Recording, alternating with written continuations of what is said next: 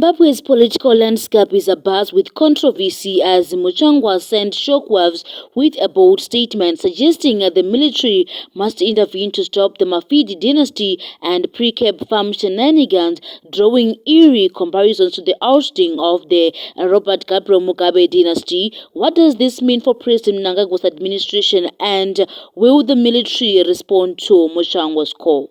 It's very clear. Along the way, he had decided to create a dynasty out of this country.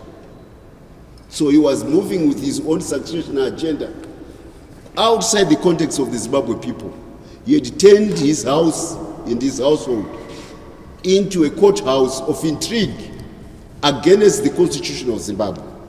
This is what then led to those who had put him in power originally, the war veterans. We know where Mugabe came from. We know how he got to that power. We made it possible. The Mgagao document, we made it possible. The war which was fought, we made it possible. He has no particular possession of the attributes of that war. He can't say it's my war. He couldn't say it's my war. But he was taking all those sacrifices of the people and turning it into a family dynasty. That's antithesis of the revolution.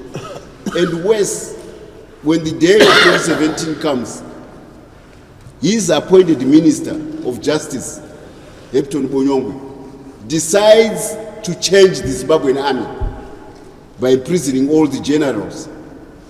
Hitherto, they had been staying in their barracks, not unduly concerned about what was going on.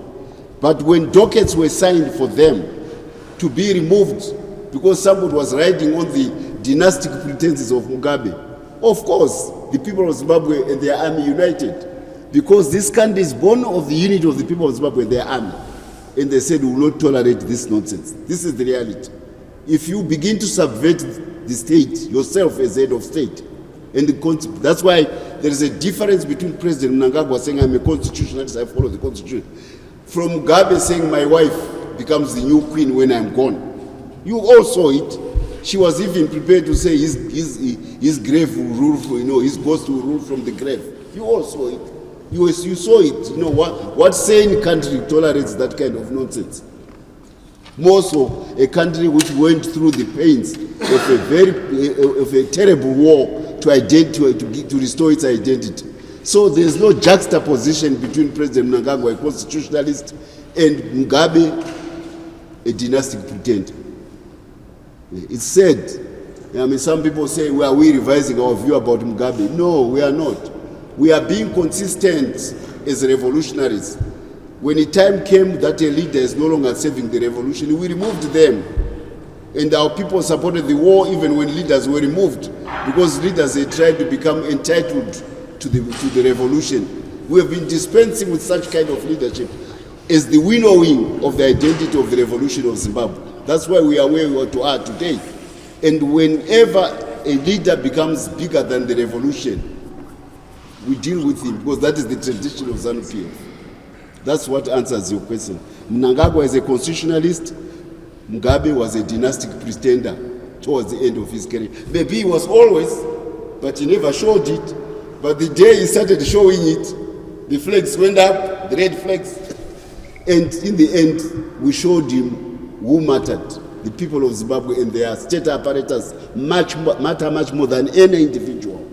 Because the people of Zimbabwe and their state apparatus, they are born of the crucible of the armed struggle, which made each family lose a member. Each family in Zimbabwe lost somebody from that generation.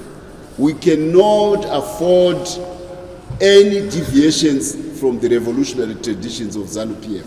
I hope I answer your question. Are there any other questions?